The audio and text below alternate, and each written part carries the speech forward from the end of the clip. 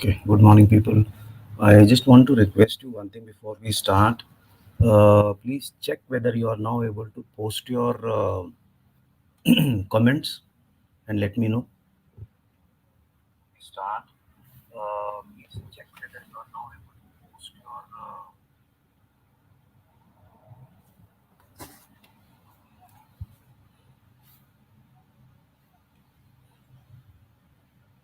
Yeah, are you able to? You can just type in, and I will be in a position to see whether your chats are available.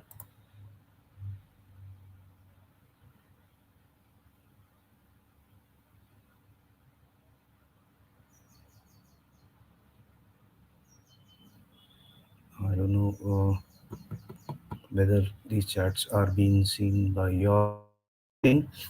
And that's why I think now, yes, good, thank you. And we can do one more thing. I'll just put it here so that, yeah, Amar, good morning. Who's this fighter till the end? My God. Uh, it will be seen on the screen as well, I suppose. Can anyone post in a comment once again?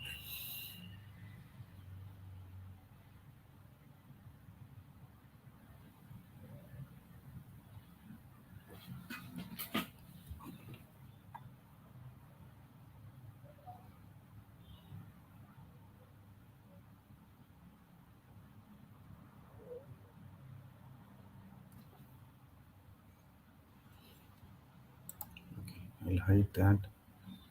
And okay,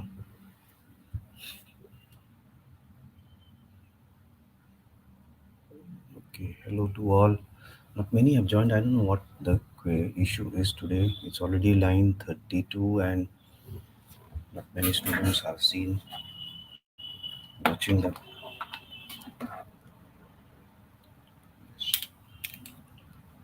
change this so that I view it properly. And okay, a few things that we were supposed to be doing is the fact that let me share a tab and let's go to the WhatsApp.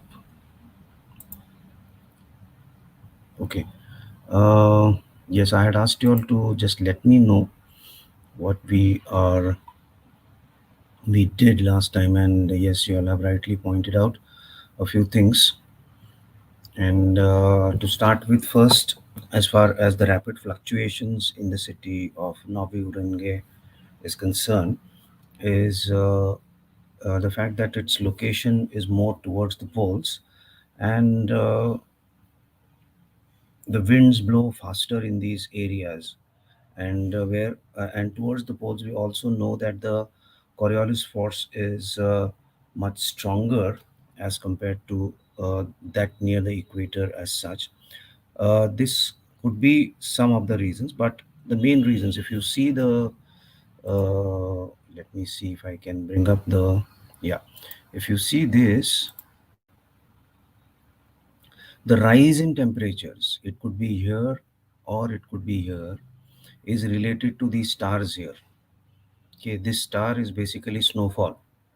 So if we are referring to snowfall, and snowfall obviously is water in a solid formation as such. So we've already said that whenever there is rainfall in the tropical regions, the rain does not allow the temperatures to fall down. At the same time, it does not allow the temperatures to rise. So one main reason, I would rather say, as far as this issue is concerned, is more to do with the snowfall, and I'm keeping a track of this, and you also can keep a track of this by the fact that whether occurrence of rain or whether occurrence of snow in any particular region is shown in the form of let us say averaging out the temperature, and the temperatures do not go towards the extremes as such. So that is that is something that I feel is one of the reasons, of course, being away from the tropical regions, the sunlight or the energy from the sunlight is less, and all these could be combined reasons why it fluctuates. Okay, so that's the reason I think. And let us now move to sharing what we were doing as a part of our lecture last time, and that is this.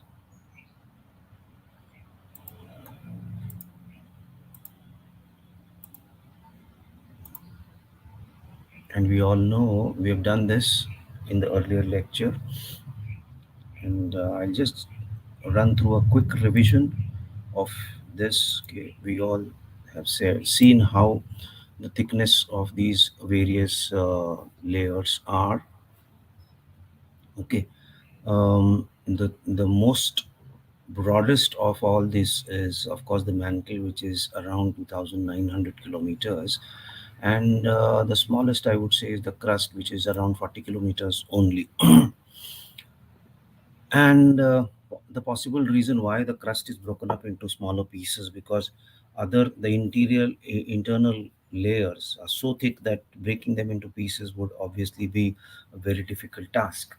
Okay, 1,300 kilometers of the inner core and 2,250 kilometers of the outer core and 2,900 kilometers of the mantle, of course, as such. And then we also spoke about how, okay, the thickness of various other elements also, constituents of the environment also can be seen here. The atmosphere is around 480 kilometers is what a geographic area is. The oceans, okay, it's around 4,200 miles. And the crust, the thickness we said varies from 8 kilometers to 32 kilometers, 40 kilometers on a more optimistic level. The mantle, which is made up of ultramafic silicates, the thicker one, and then as you go towards the core, we have iron, nickel, and sulfur. These are further divided. Okay, the lithosphere is basically the crust plus the upper 60 70 kilometers, making up a plate of around 100 kilometers thick, which is then followed by the asthenosphere, which is plastic, because it's under pressure. As such, it is also believed that there is a lot of energy released through a lot of radioactive material, and that keeps this in a plastic form, which is a thickness of around 700 kilometers. And beyond that, then you are going to have the lower mantle is more rigid than the asthenosphere. And then we come to the outer core, which is from the distance of 2,800 or 2,900 kilometers all the way up to, sorry, this should not be 2,900, it could be a bit more, up to 5,115 kilometers is the outer core, which is in the liquid phase. And then, of course, 5,155 onwards, 6,371 kilometers is the inner core. Okay, then the seismic discontinuities that we need to understand here is basically the study of the interior of the earth was done on the basis of earthquake waves, and we're going to study these earthquake waves today itself. And we know that these layers have their own characteristics and compositions as well. And having said that, we have to divide these layers. Now, how did we divide these layers, or on what grounds did we have we been dividing these layers? I've already said the density, and where these change from one layer to other, these areas or zones are called as discontinuities as such. And each of these discontinuities is named after the scientist, or let us say the seismologist, who brought this discontinuity to our knowledge as such. So on a very broad scale, between the crust and the mantle, let us go that way. On between the crust and the mantle, you have the Mohos or the Mohorovic discontinuity. Between the mantle and the core, you have the Gutenberg discontinuity. So these are the major ones, let me tell you. Uh, and coming to the minor ones or the secondary ones are the discontinuities within those respective layers. Say, for example, Conrad discontinuity is the discontinuity between the upper and the lower crust. The upper crust we know is called as the Sial, and the lower crust is called as the Saima. Okay, it is written in this particular way because it's an abbreviation of elements. This is silicon, this is aluminium, this is silicon, and this is magnesium.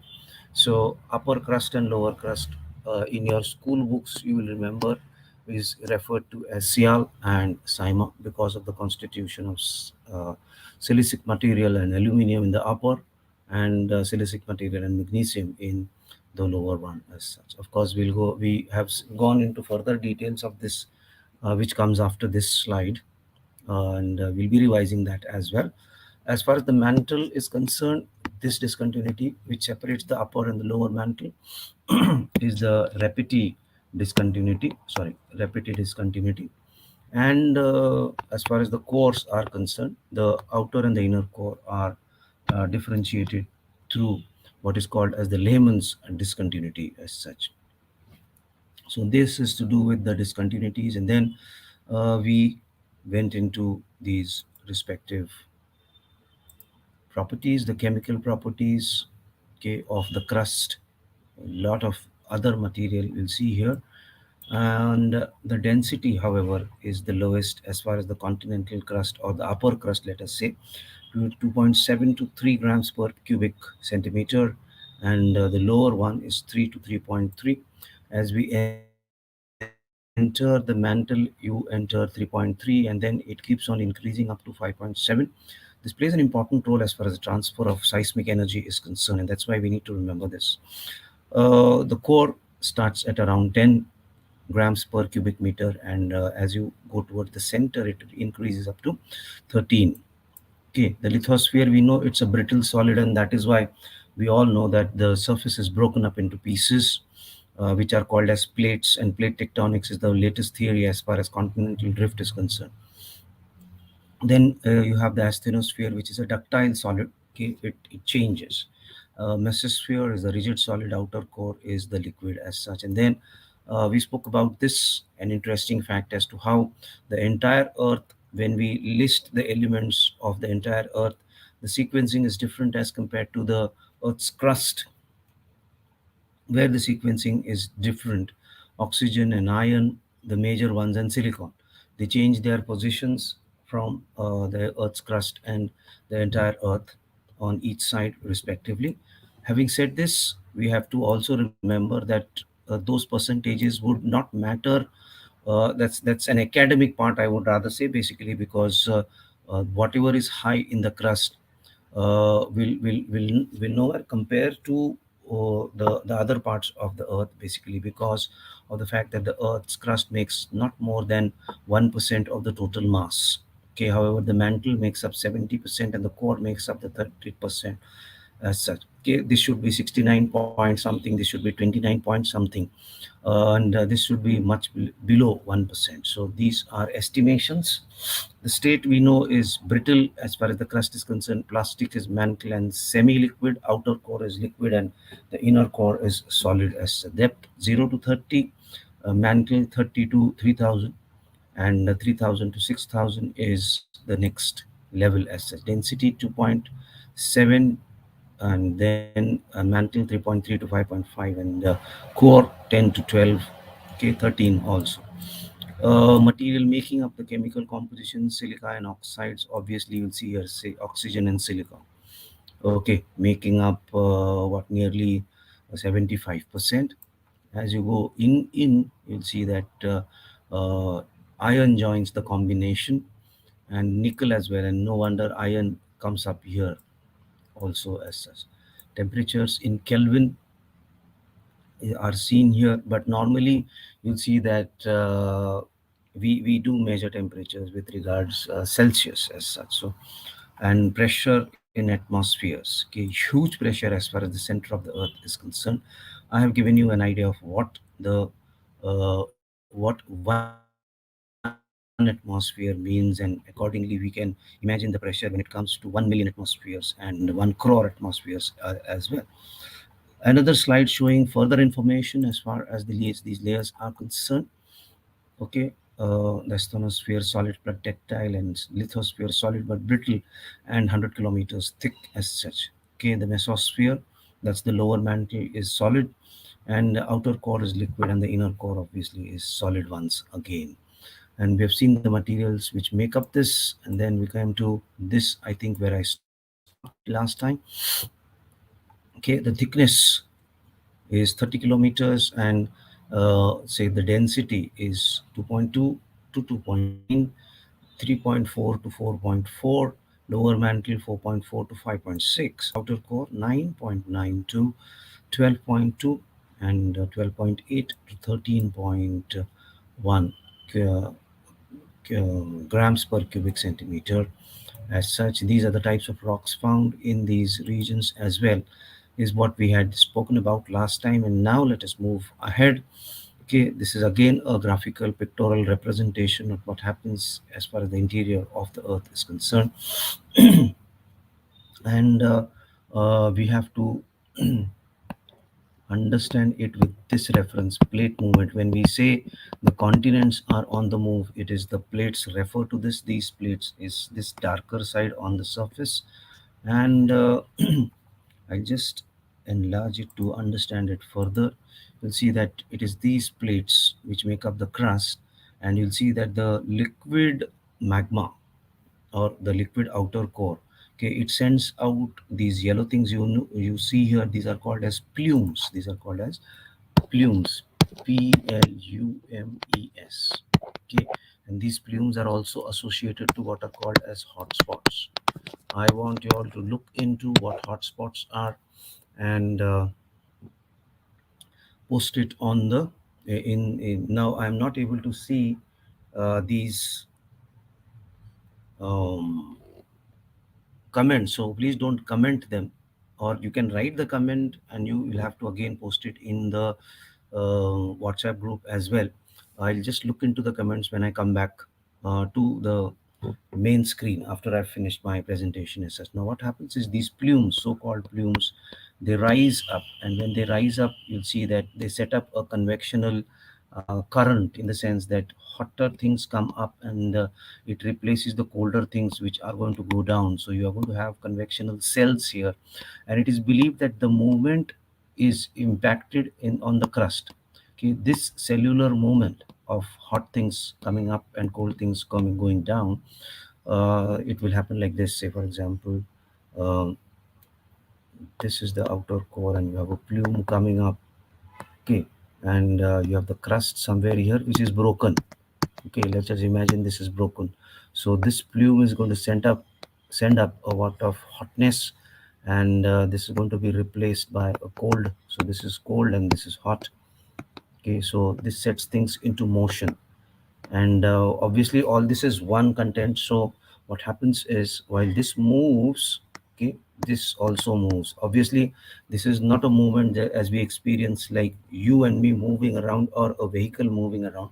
All these movements will take a lot of time. It could be hundreds, at times it could be thousands, at times it takes millions of years also. 1 2 3 4 6 millions of years also. So that is the scale at which these things move. Okay, very very slow, but they definitely move, and the influencing factor is these convective cells that you find in the asthenosphere, and of course the lower mantle as well.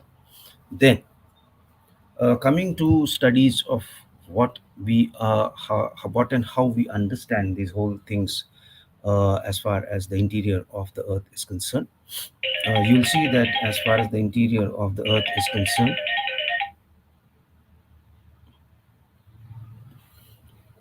is learned through what are called as seismic waves, okay, or also called as earthquake waves. There is this interesting paper which is available on the net in education and research series, exploring the earth using seismology. Those who want to go into the details of that can obviously go into the details. Okay, this is the Iris Consortium's publication. Not required as a part of your syllabus. Those who have advanced interest can obviously use this. What I've done is I've taken up this photograph from here, and I have expanded it here as such. Sorry. And on the basis of that, you will see that we should be able to, yeah, okay, you'll see that because this happened in California, you'll see that the earth here, you'll see that South America is in this particular way, and Africa is in this particular way. That is what, if you remember, I always said that it's always convenient to place the earthquake here, so mapping other things becomes easier. That does not necessarily mean that the earthquakes happen and only happen on the poles. This is certainly not the pole. The earthquake epicenter is Northridge, California. Okay. Now, what happens is once the earthquake happens beneath the surface, and that's called as the focus, we are going to see that as well. The earthquakes start vibrating the crust, and they come up. Okay. The first ones to arrive are the P wave shocks. Here, you'll see that the P waves and the PP waves and the PKP waves, and then you have the S waves here, and you have the SS waves, and of course then finally you have the surface waves. So the faster ones traveling obviously are going to be, let me see if I have no, okay, I'll have to work it out here. So those traveling the fastest obviously are going to be the P waves, and then you have the subtypes of the P waves also. Okay, we don't have to go into all those details of that physics. We, as geographers, we understand it at an academic level, I would rather say, not a specialized level. Okay, I won't say superficial level. I would say that the scope of geography here is to understand it at an academic level. About what P waves are and what PP waves are and what PKP waves are is something that can be understood in higher physics, okay, which is called as geophysics. Okay, those who study the earth and the earth movement and interior is called as geophysics as such. Now, there are a few interesting things that we need to understand here. You'll see that the shaking of the primary waves is less, and then it increases in the surface waves, sorry, S waves, and then the surface waves make it shake more further. Okay, these two, that's the primary and the secondary waves as they are called, these are also called as body waves. They are called as body waves basically because they pass through the whole body of the earth. Okay, the rest of the two, okay, we'll come to the names of that. The rest of the two are called as surface waves basically because they pass through surface only. Okay, then let us enlarge it to our benefit further. You'll see that this is the time at which the earthquake has happened. Okay, and you'll see that on the y-axis, distance from earthquake, 1 degree is equal to 111 kilometers is what they have written here. Okay, and then on the x-axis you will see here time since the earthquake has occurred. Where has the earthquake occurred? Somewhere in California, USA, and this is the impact of it. Okay, how it is traveling outside. Okay, so you'll see that within hardly any time, it could be a couple of minutes, you'll see that it is being experienced here. Okay, this first line here. Okay, the first thing to start, the first shakes are experienced very near to the epicenter, and then as you travel away from it, okay, you'll see that there is some lag. Okay, as you move further away, there's some more lag and some more lag, and this curve, okay, you'll see that the waves are going to reach at a later time basically because the distance that it has to cover as such increases. Okay, so that is something that we have to understand. Okay, as far as these surface waves are concerned, just let me check if I am on the right track. Yeah, you'll see that at this point here is P waves and S waves. They've taken more than 10 minutes. At this point here, it has taken some more time and so on and so forth. Okay. Uh, then there is something which is called as the shadow zone here. I think I did refer to this shadow zone earlier, but of course we are going to do it in detail once again. This shadow zone starts at around 100 degrees from the epicenter, 100 around 100 degrees, and it extends up to 142. Now, what is this span? This span is where you have hardly any impact of this earthquake. Okay, you'll see that this side of the shadow zone, this is the lower part of the shadow zone, you again have these shakes. Upper side of the shadow zone, you again have these shades, but you'll see that it's very feeble within the shadow zone. It's feeble And in fact there should not be any, but it is feeble basically because these waves are going to reflect and refract and reflect and refract, and a very small amount of it is going to reach here, is something that we have to understand in this whole process. And obviously you'll see that the primary waves are called as primary waves because they reach first, and then you have the secondary waves, S waves. And in physics we study them as transverse waves and longitudinal waves also. We are going to see what this is. Obviously students who have shifted from science will be knowing this, but for others also we are going to go into the details of that. And then you're going to have the SS, the secondary waves, and then you have the surface waves. Now you'll see that as far as the surface waves are concerned, they start landing in much later, but you'll see that the vibrations are huge. Okay, I would say that we are fortunate that nature gives us time. Okay, these shakes are not that intense, I would say, and the surface waves are reaching after some time. Okay, it takes some time before which the surface waves actually reach. The surface waves are known to cause a lot of destruction comparatively. Okay, so that's why these surface waves tend to be dangerous as well.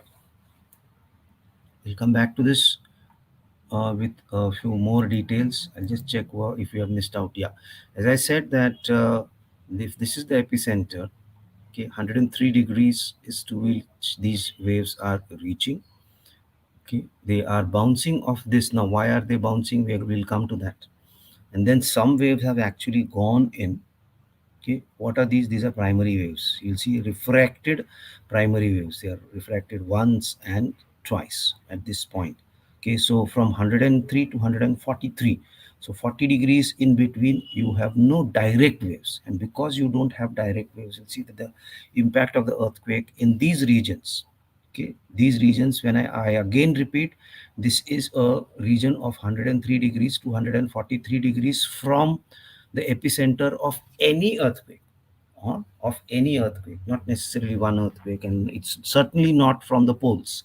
This is not the poles. I'm consistently repeating it, that this is the epicenter. Like you see that we have seen in this case here that the earthquake has happened somewhere in California, and that is how this is how they have placed the whole thing in that respect as such. So coming back to a few basic things, you'll see that you'll see something happening here.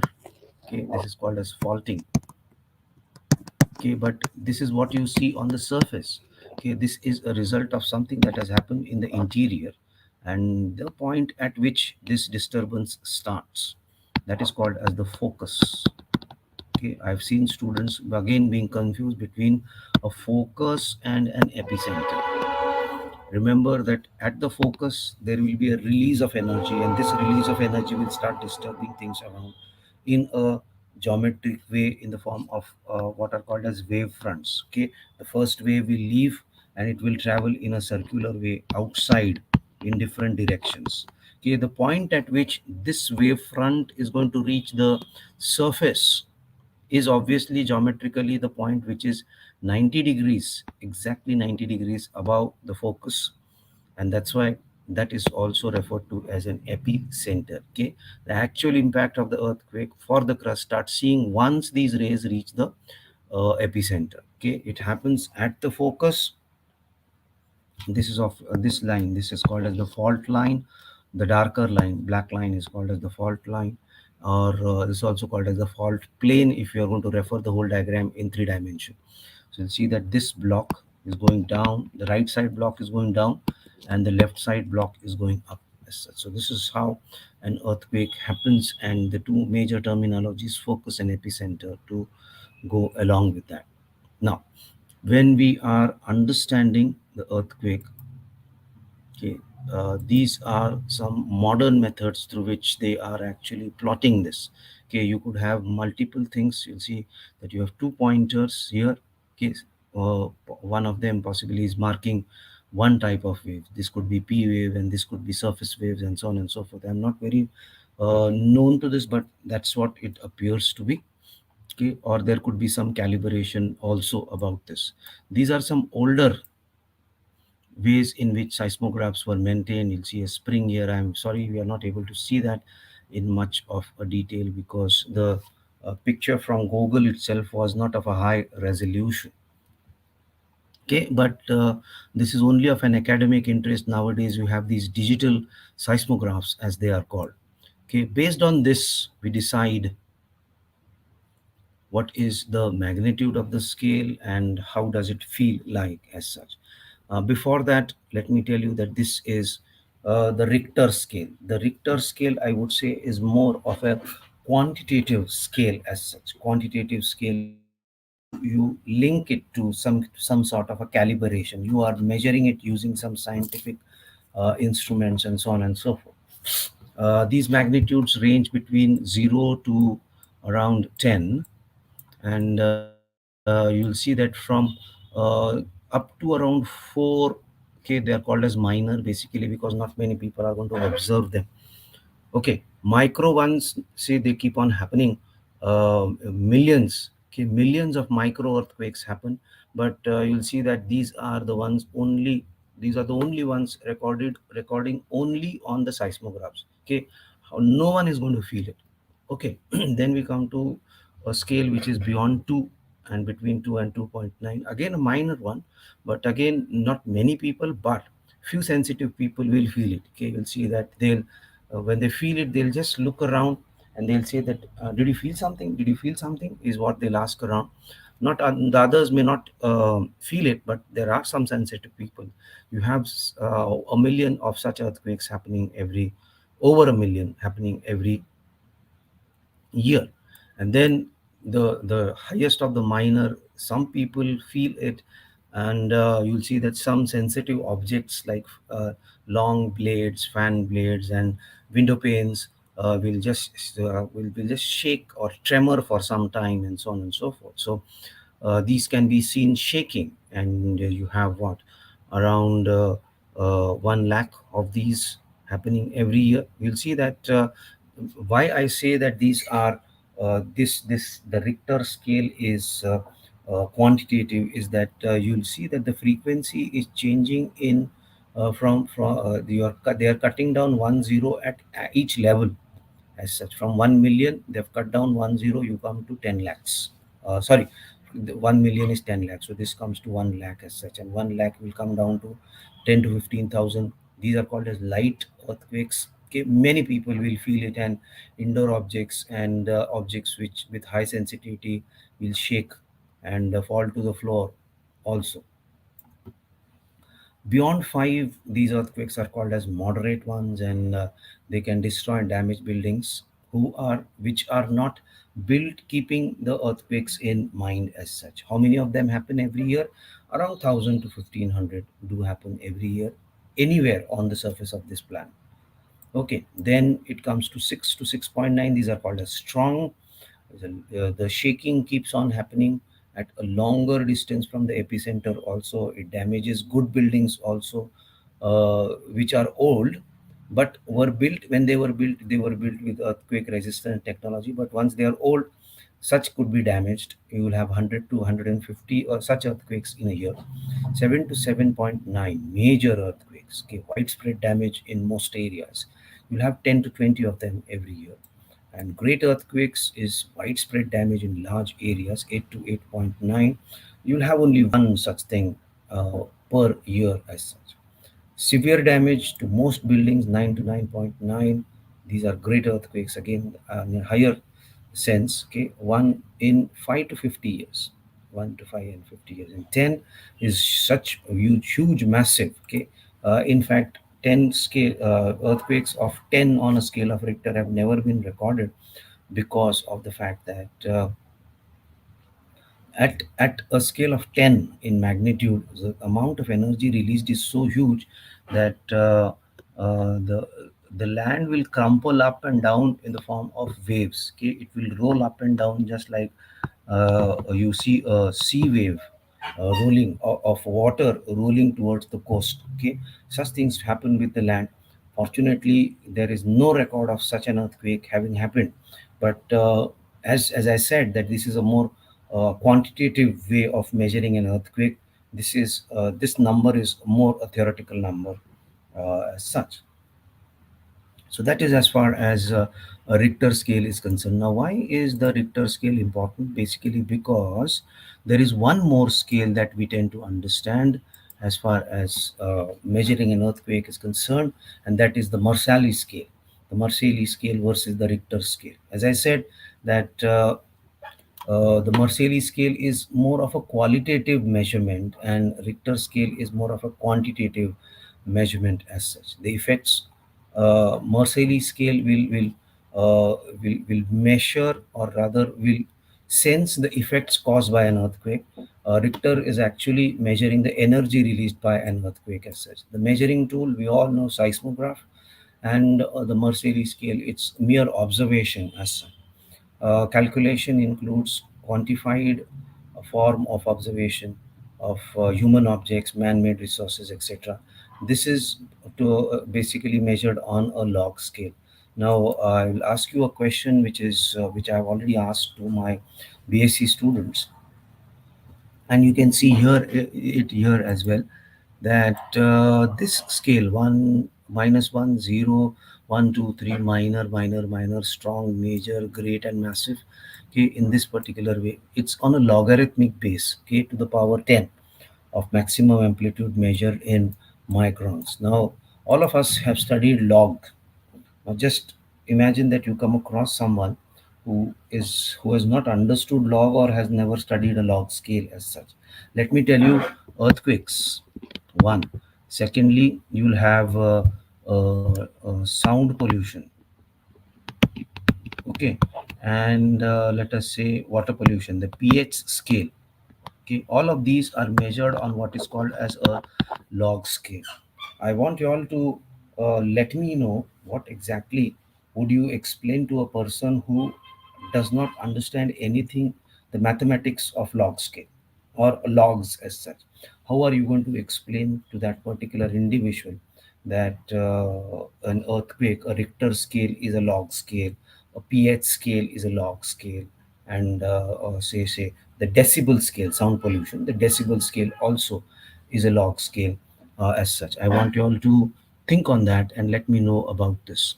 Okay, while you think on that, I'll just explain to you what we are going to do tomorrow.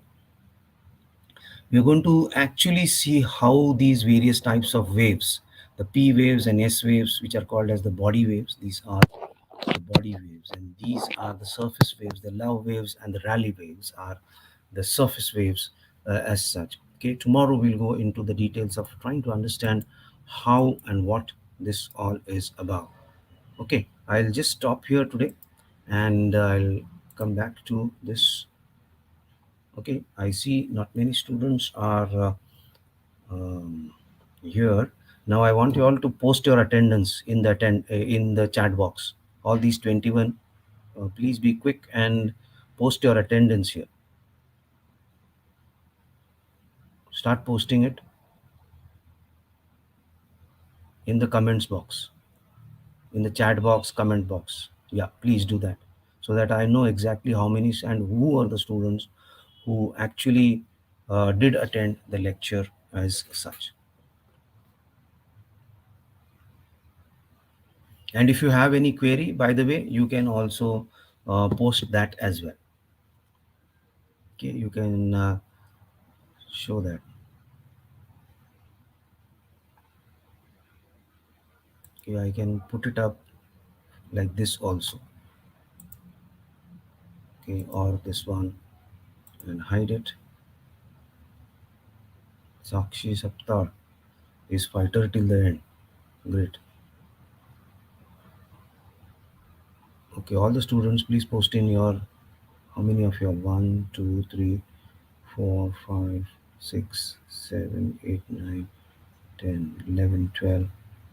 12 of you all. What about the others? Why have they not posted it, or they have just logged in and they have switched off their mobile phones, I suppose?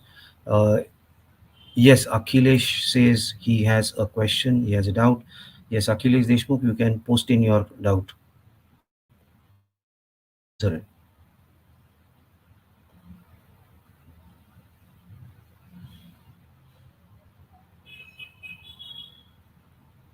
He says, and others can read this, sir, the continent and ocean crust are composed of silica and aluminum and magnesium.